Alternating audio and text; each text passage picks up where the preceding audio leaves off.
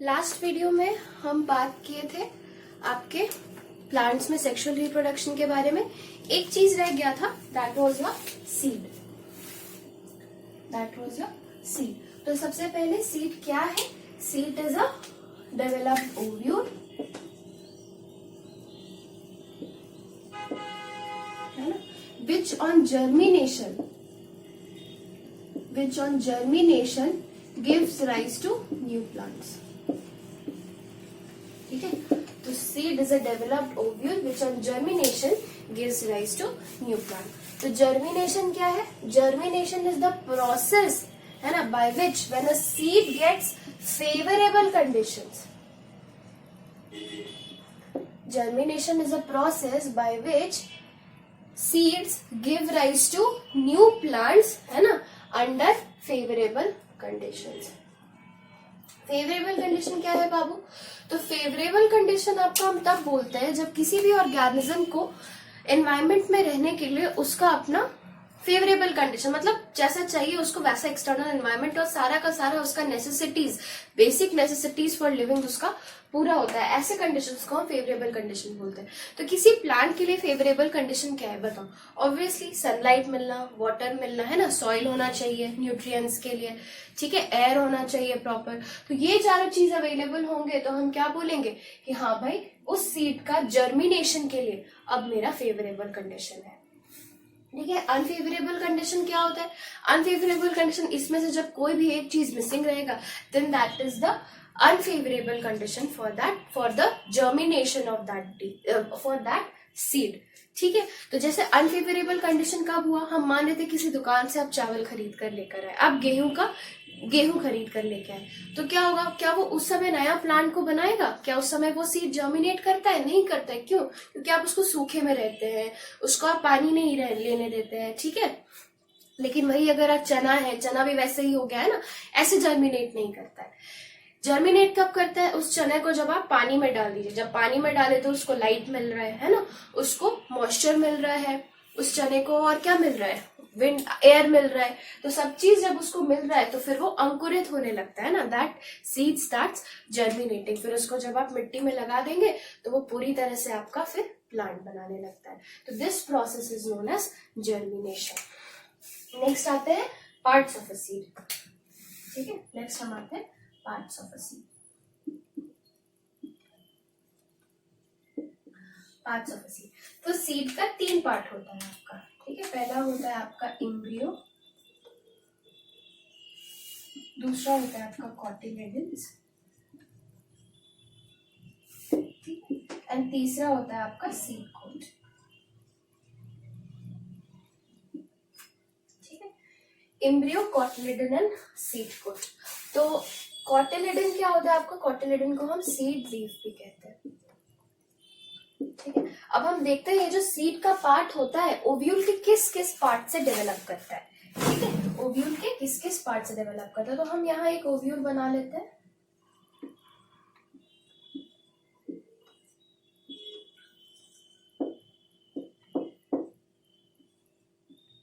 ठीक है, for representational purposes हम फीमेल गैमेटोफाइट को ऐसे बनाए। तो सबसे पहले आता है एम्ब्रियो। एम्ब्रियो क्या है? ऑब्वियसली जाइगोट एक सिंगल सेल होता है, जब डिवाइड कर जाता है तो हम उसको एम्ब्रियो बोलते हैं, है ना, जो कि आगे जाके न्यू ऑर्गेनिज्म बनाता है। तो ऑब्वियसली जो मेल और फीमेल गैमेट फ्यूज करके जाइगोट बनाया, वो जाइगोट कुछ हद तक डिवाइड किया होगा और डिवाइड करके पहला एम्ब्रियो बनाया, है ना। तो ऑब्वियसली इस एम्ब्रियो का काम क्या होगा, है ना, this will give rise to new plants. यही आगे जाके क्या करेगा? न्यू प्लांट बनेगा, है ना। नेक्स्ट आते हैं कॉटिलेडन। तो ये जो कॉटिलेडन होता है ये क्या होता है? This is the cover of the seed. तो ये कॉटिलेडन जो मतलब these are the seed leaves, मेरी sorry, not the cover, these are the seed leaves. ये क्या होता है एक्चुअली? ये फूड स्टोर करने का काम करता है। ठीक है, तो ये आपका डेवलप होता है, ये ओव्यूल में प्रेजेंट नहीं होता है। तो ये जो कॉटिलेडन होता है ये this stores the food for developing embryo. तो ये इसके पास स्टोर करने के लिए फूड कहाँ से आता है? एंडोस्पर्म, याद है? एंडोस्पर्म, है ना। क्या था एंडोस्पर्म? ये जो 2 पोलर न्यूक्लियाई था और एक मेल गैमेट था, ये दोनों फ्यूज करके पोलर आपका एंडोस्पर्मस सेल बनाया था। फिर वो जाकर के आपका और डिवाइड करके एंडोस्पर्म बनाया था। उसका काम क्या था? डेवलपिंग जाइगोट को नरिशमेंट देना। तो ये जो फूड स्टोर करता है कॉटिलिडन, ये एंडोस्पर्म से सारा फूड लेकर के आगे जाकर के डेवलपिंग एम्ब्रियो के लिए स्टोर कर लेता है। ठीक है, ये हो गया। नेक्स्ट आता है सीड कोट। सीड कोट क्या होता है? सीड को कवर करके रखता है हार्श कंडीशन से बचाने के लिए। ऑब्वियसली सीड हमेशा आपका कितना कितना दिन तक ऐसे ही अनफेवरेबल कंडीशन में रहता है, तो अगर उसका कुछ कवरिंग नहीं होगा तो वो सूख जाएगा, है ना, उसको कुछ कीड़ा खा जाएगा, कुछ होगा, तो उसको हार्ड कवरिंग से प्रोटेक्ट करके रखा जाता है, that is known as seed coat. तो ये जो ओव्यूल है इसका जो हम ऐसे करके ये बनाते हैं ना, ये कुछ नहीं है, आपका ओव्यूल टेस्टा एंड टेगमेन होता है ना, यही जाकर के आपका आगे जाके सीड कोट बनाते हैं। इसका नाम अभी जानने का आपको जरूरत नहीं, बस याद रखना ओव्यूल का आउटर पार्ट जो होता है that gets converted into seed coat. Cotyledons develop होता है, it stores food for the developing embryo and embryo develops from the zygote which has been formed from the fusion of male and female gamete। ये जाकर के आपका new plant बनाता है। ठीक है, तो एम्ब्रियो का दो पार्ट होता है ना, हम एक सीड का आपको फोटो बना रहे हैं, जो एनसीईआरटी में ऑब्वियसली डायग्राम आपको एनसीईआरटी का ही बनाना रहता है, इसलिए हम एनसीईआरटी का ही डायग्राम बनाएंगे। ठीक है, अब ये आपका कॉटिलिडन है दो, ठीक है, कॉटिलिडन है दो, और ये जो बीच वाला है this is your embryo. Embryo का दो पार्ट होता है, एक दो। ऊपर वाला जो पार्ट होता है उस पार्ट को हम बोलते हैं प्लूम्यूल, उस पार्ट को हम बोलते हैं प्लूम्यूल, और नीचे वाला जो पार्ट होता है इसको हम कहते हैं रेडिकल, इसको हम कहते हैं रेडिकल। ठीक है, तो प्लूम्यूल जो होता है this is your future shoot, this is your future shoot, and जो ये रेडिकल होता है this is your future root, ठीक है, this is your future root. ठीक है, फ्यूचर शूट कहने का क्या मतलब है? ये जो प्लूम्यूल है ये आगे जाके आपके प्लांट का शूट बनाएगा। शूट कौन सा पार्ट होता है? जो जमीन के ऊपर ग्रो करे that is shoot, and root क्या होता है? जो जमीन के नीचे ग्रो करे दैट इज रूट। ठीक है, ये सीड का पार्ट हो गया। ये आपका कॉटिलिडन्स है, कॉटिलिडन्स में आपका फूड स्टोर्ड रहता है, एंड लास्ट में this is covered by a seed coat. अगर आपको ये तीनों पार्ट्स अप्रिशिएट करना है तो चना को पानी में भिंगा दीजिए और बहुत आराम से आप ये तीनों पार्ट अप्रिशिएट कर सकते हैं ना। ब्राउन ब्राउन करके जो कवरिंग निकलेगा that is your seed coat. जो दो पार्ट आप ऐसे अलग करके अलग कर देंगे, है ना, they are the cotyledons, and उसके अंदर में देखना नीचे की तरफ है ना एक छोटा सा ऐसे करके अलग सा कुछ स्ट्रक्चर रहता है ना, थोड़ा सा छोटा सा डंडा टाइप का, डंडी टाइप का, जो भी बोल लीजिए, है ना, दैट इज योर प्लूम्यूल या future, I am very sorry, that is your embryo या फ्यूचर प्लांट। ठीक है, तो अच्छा, ये कॉटिलिडन्स को हम सीड लीफ क्यों बोलते हैं? कॉटिलिडन्स को हम सीड लीफ इसीलिए कहते हैं कि जब पहली बार ये प्लांट उगता है ना तो इसमें जो पहला लीफ आता है दे आर द कॉटिलिडन्स। ये कॉटिलिडन्स ही सबसे पहली बार आपका कन्वर्ट हो जाता है और फोटोसिंथेसिस करने लगता है प्लांट जब उगता है ना, उसके बाद बाकी के लीव्स आते हैं। तो जो फर्स्ट लीव्स आता है किसी भी प्लांट में, है ना, जिनमें कॉटिलिडन्स प्रेजेंट होता है, उनमें जो पहला लीफ आता है that is the modification of cotyledon. ठीक है, उसके बाद जो बाकी के लीव्स आएगा उनका शेप अलग होगा, इसका शेप ऐसे गोल सा अलग होता है। कभी चना का पौधा उगा के देखना, ऐसे प्लांट निकलेगा, दो लीफ उसके अराउंड ऐसे निकलेगा, उसके बाद फिर उसमें अलग अलग शेप्स का लीव्स आने लगता है। ठीक है, तो ये तीनों आपका हो गया, तीनों पार्ट का फंक्शन हो गया। अब इस कॉटिलिडन के बेसिस पे हम सीड को दो तरीके में डिवाइड करते हैं ना, कॉटिलिडन के बेसिस पे हम सीड्स को दो पार्ट में डिवाइड करते हैं। मैं show you,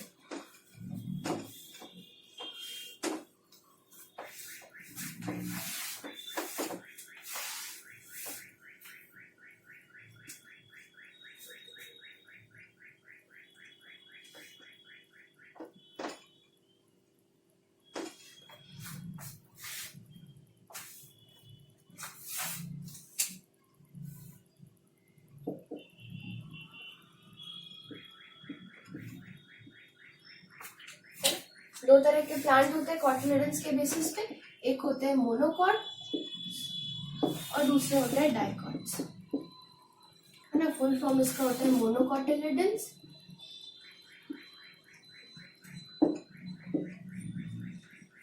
monocotyledonous plants and डाइकॉटिलिडनस plants.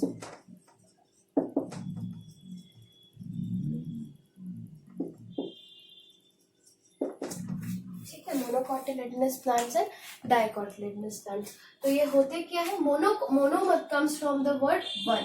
One मतलब कि जिसमें एक कॉटिलेडन हो, ऐसे प्लांट्स जिनमें कि एक कॉटिलेडन हो उनको हम कहते हैं मोनोकॉटिलेडनस प्लांट्स, है ना। और डाइकॉटिलेडनस मतलब जिनमें कि दो हो, डाई मतलब टू, है ना। ऐसे प्लांट्स जिनमें दो कॉटिलेडन हो उनको हम डाइकॉट प्लांट्स कहते हैं, ठीक है।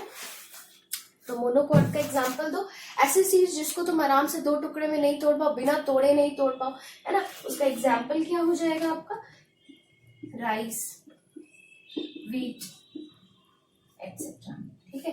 डाइकॉट का एग्जांपल बताओ। डाइकॉट का एग्जांपल अभी हम आपके बुक में जिसका डायग्राम दिया हुआ है उसमें ऐसे करके दो कॉटिलेडन दिखा है ना। तो ग्राम क्या है, चना का सीड। जितने भी पल्सेस होते हैं ना, जितने भी दाल होते हैं, सारे के सारे डाइकॉट्स होते हैं। उसके अलावा मैंगो क्या है बताओ।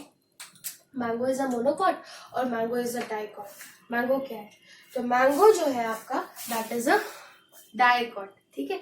अब बोलिए मैम वो तो हमको एक दिखता है, तो जो बड़ा सा आपका एक बीज दिखता है ना, उसका हार्ड कवरिंग जब आप तोड़िएगा, तोड़ के आप अंदर देखिएगा वो सीड आपको दिखेगा कि दो पार्ट में है ना।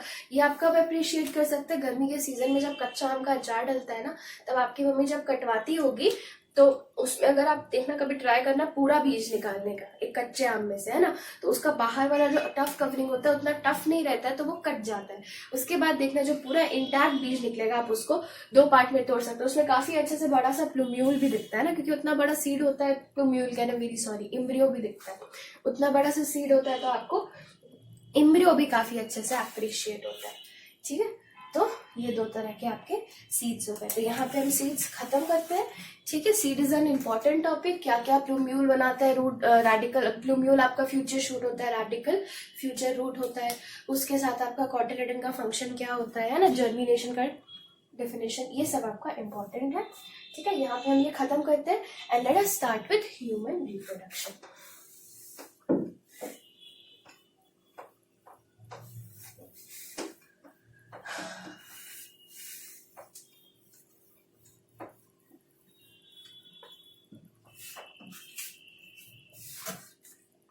तो ह्यूमन रिप्रोडक्शन स्टार्ट करने के पहले I teach you some terminologies, है ना। एक दो चीज के बारे में बताएंगे। सबसे पहले तो जितने भी एनिमल्स होते हैं, एनिमल्स में जनरली या इनवेरिएबली आपका सेक्सुअल रिप्रोडक्शन ही होता है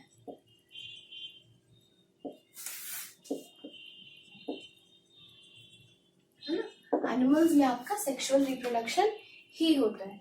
अब ये एनिमल सेक्सुअल रिप्रोडक्शन होने के लिए आपको क्या चीज चाहिए, आपको चाहिए एक मेल गैमेट, है ना, और दूसरा चाहिए आपको एक फीमेल गैमेट, ठीक है। तो दो तरह के एनिमल्स होते हैं, है ना। एक होते हैं बाइसेक्सुअल, ठीक है। दूसरे होते हैं आपके यूनिसेक्सुअल।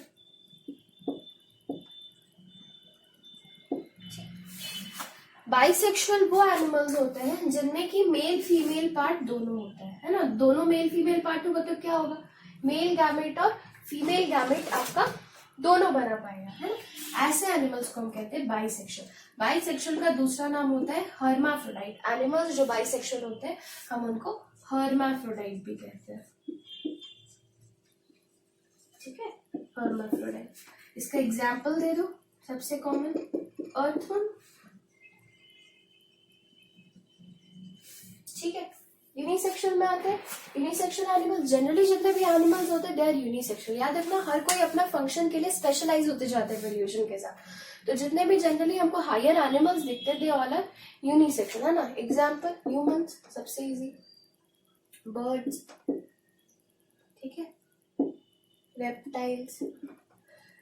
तो ये जितने भी होते हैं दे ऑल आर यूनिसेक्सुअल, ठीक है। ये हो गया। इसके बाद हम बात करते हैं दो तरह का अब फर्टिलाइजेशन होता है एनिमल्स में। एनिमल्स में there are two types of fertilization. दो बेसिस पे हम फर्टिलाइजेशन को पहले तो डिवाइड करेंगे।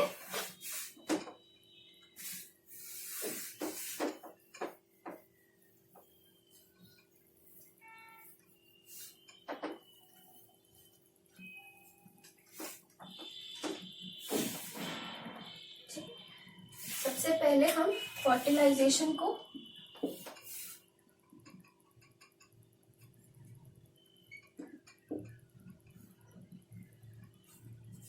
सेल्फ और क्रॉस फर्टिलाइजेशन में बांटते हैं।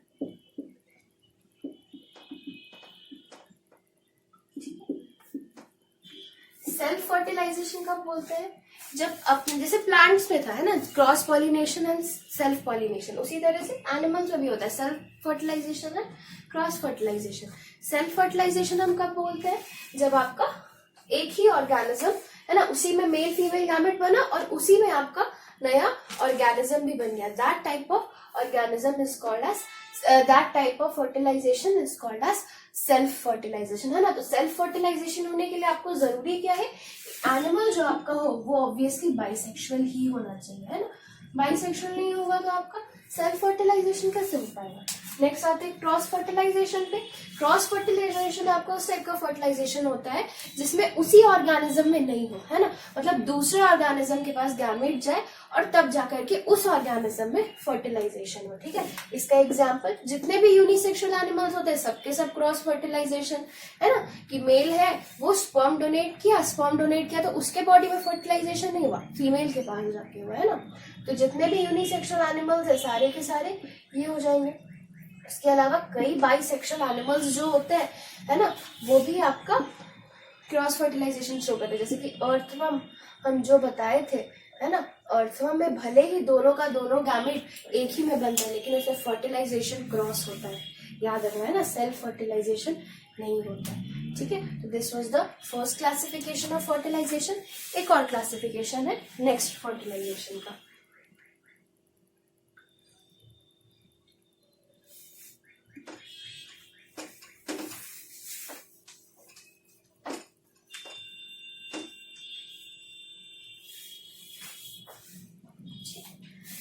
फिर फर्टिलाइजेशन को हम दो टाइप से बांटते हैं, ठीक है। एक होता है इंटरनल फर्टिलाइजेशन, दूसरा होता है एक्सटर्नल फर्टिलाइजेशन, ठीक है। इंटरनल फर्टिलाइजेशन किसको बोलते हैं? जब फर्टिलाइजेशन फीमेल के बॉडी के अंदर हो then the fertilization is called as internal fertilization. अब स्पेसिफिकली फीमेल के ही बॉडी के अंदर क्यों? क्योंकि याद रखना जो चाइल्ड बियरिंग का जो प्रॉपर्टी होता है, जो प्रोसेस होता है, that is attributed to females by the nature, है ना। जो चाइल्ड बियरिंग या चाइल्ड बर्थ का प्रोसेस होता है that is specifically the function of female body, ठीक है। तो फर्टिलाइजेशन ऑब्वियसली कहाँ होना चाहिए? फीमेल बॉडी में होगा, तभी तो उसके अंदर जाइगोट डेवलप करेगा, जाइगोट बनेगा, उससे एम्ब्रियो डेवलप करेगा, उससे नया बेबी डेवलप करेगा, है ना। तो ऑब्वियसली फर्टिलाइजेशन होना कहाँ चाहिए? अगर इंटरनल हो रहा है तो फीमेल के बॉडी के ही अंदर होना चाहिए, है ना। एक्सटर्नल कब होगा? जब मेल फीमेल गैमेट दोनों बाहर के एनवायरमेंट में छोड़ दिया जाए और बाहर के एनवायरमेंट में उनका फर्टिलाइजेशन हो, that is your external fertilization, है ना। When the fertilization occurs outside the female body in the environment, it is known as external fertilization. Internal fertilization के एग्जाम्पल दो, है ना। जो भी जितना भी हम फ्लावरिंग प्लांट्स पढ़े, है ना, उनमें ओवरी के अंदर, ओव्यूल के अंदर, फीमेल गैमेटोफाइट के अंदर, वहां पे फर्टिलाइजेशन हुआ। तो the example of internal fertilization are flowering plants, ठीक है। फ्लावरिंग प्लांट्स ह्यूमंस हो गए, बर्ड्स हो गए, रेप्टाइल्स हो गए, एक्सेट्रा, ठीक है। नेक्स्ट हम आते हैं एक्सटर्नल फर्टिलाइजेशन। तो एक्सटर्नल फर्टिलाइजेशन हम कब बोलेंगे? जब आपका फर्टिलाइजेशन फीमेल बॉडी के बाहर हो। इसका एग्जाम्पल फ्रॉग्स, है ना, मॉस्किटोज एक्सेट्रा। इसमें क्या होता है? मेल और फीमेल गैमेट दोनों को बाहर ही छोड़ दिया जाता है, ठीक है। अब आप बताइए कि इंटरनल फर्टिलाइजेशन का एक्सटर्नल फर्टिलाइजेशन से आपका क्यों internal fertilisation is an advanced characteristic? Why is internal fertilisation preferred over external fertilisation? बताओ, सोचो, ठीक है। तो दो रीजन है, लिख लेना। पहला, इंटरनल फर्टिलाइजेशन होता है तो क्या होता है? आपका बेबी जो डेवलप करता है that develops in an in a protected environment, है ना, प्रोटेक्टेड एनवायरनमेंट में बेबी डेवलप होता है तो उसका डेथ होने का चांसेस काफी कम हो जाता है। वही एक्सटर्नल एनवायरनमेंट में अगर फर्टिलाइजेशन हुआ तो कोई ऑर्गेनिज्म खा गया, है ना, कहीं से लग गया, कहीं उसका पानी में चला गया, कहीं सूख गया, तो एक्सटर्नल फर्टिलाइजेशन में बड़ा दिक्कत है। ठीक है, कि उसके कहाँ होगा या नहीं होगा फर्टिलाइजेशन। दूसरा, इंटरनल फर्टिलाइजेशन में वेस्टेज कम होता है।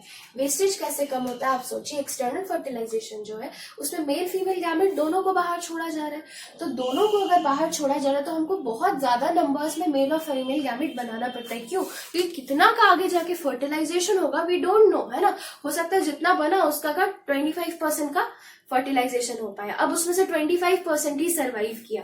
तो एक्सटर्नल फर्टिलाइजेशन में मेल फीमेल गैमेट दोनों का नंबर हमको बहुत ज्यादा नंबर्स में बनाना पड़ता है।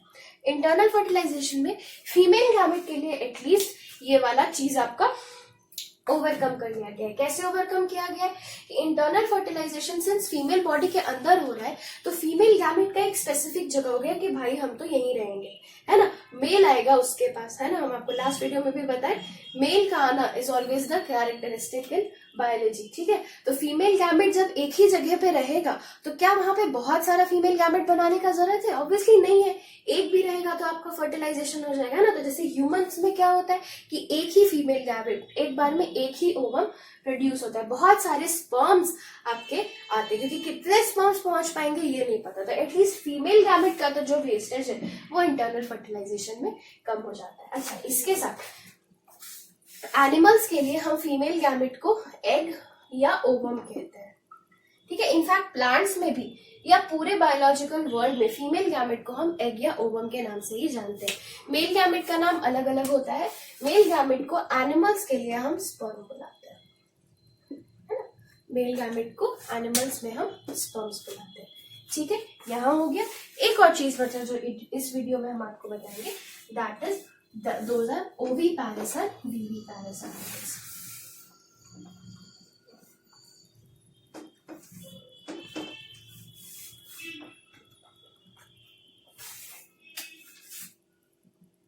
एग लेइंग के बेसिस पे हम एनिमल्स को दो तरह से बांटते हैं, है ना, oviparous and viviparous. Oviparous and viviparous. ठीक है, ओविपैरस किसको बोलते हैं? Ovi comes from the word ovum. ठीक है, तो ओविपैरस मतलब कि एग लेइंग एनिमल्स, है ना, तो ऐसी फीमेल्स या ऐसे ऑर्गेनिज्म जिनके स्पीशीज में आपका फीमेल बॉडी के बाहर कंप्लीट बेबी को नहीं निकालती है, एग निकालती है, that is known as those are known as oviparous animals, है ना, जो एग लेइंग एनिमल्स होते हैं उनको हम ओविपैरस कहते हैं। तो सबसे पहले तो जितने भी एक्सटर्नल फर्टिलाइजेशन हो रहा था वो सारे के सारे ओविपैरस में आ जाएंगे, क्योंकि एग को फीमेल बॉडी के बाहर छोड़ा गया था।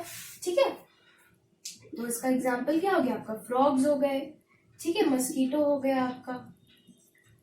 ठीक, उसके अलावा आप सोचिए बहुत सारे ऐसे ऑर्गेनिज्म होते हैं जिसमें फर्टिलाइजेशन तो इंटरनल होता है ना, एग का फर्टिलाइजेशन हो गया, फर्टिलाइज्ड एग या जाइगोट जिसको हम कहते हैं ना, जाइगोट क्या है? That is a fertilised egg.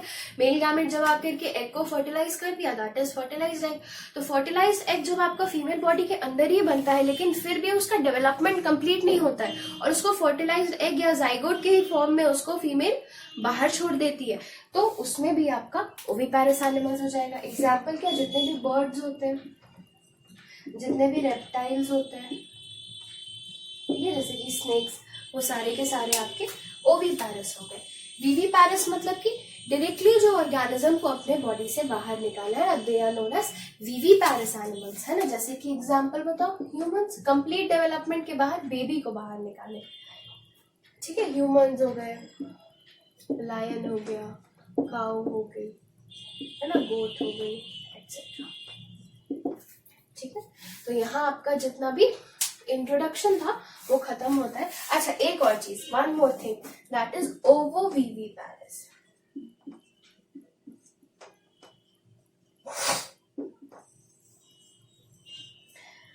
एक तरह के एनिमल्स एक्स्ट्रा एज है ना, ये आपको क्लास 9 के लेवल में नहीं जाना है, लेकिन जस्ट फॉर योर नॉलेज में आपको बता रही हूँ। एक टाइप के एनिमल्स होते हैं ओवोविविपैरस। ओवोविविपैरस कैसे एनिमल्स होते हैं? ओवोविविपैरस वो एनिमल्स होते हैं जिनमें की एग ही बाहर बॉडी के ले किया जाता है, लेकिन फीमेल एक पाउच में एग ले करती है और उस पाउच से आपका कंप्लीट आपका एनिमल बन के निकलता है ना।